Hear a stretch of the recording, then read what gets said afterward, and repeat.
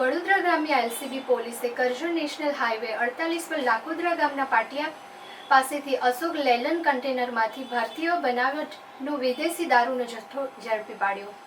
પ્રાપ્ત માહિતી અનુસાર કરજણના લાકોદરા પાટિયા પાસેથી ભરૂચથી વડોદરા તરફ આવતી એક અશોક લેલન કન્ટેનર નંબર MH46AR 2451માંથી ભારતીય બનાવટનો વિદેશી દારૂ તેમજ બિયરની પેટી કુલ નંગ 301, જેમાં કુલ બોટલ 8,316, જેની કિંમત રૂપિયા 25,08,720 તથા મોબાઈલ ફોન નંગ 1 કિંમત રૂપિયા 5,000 તથા કન્ટેનર જેની કિંમત રૂપિયા 10 લાખ મળી આવી છે।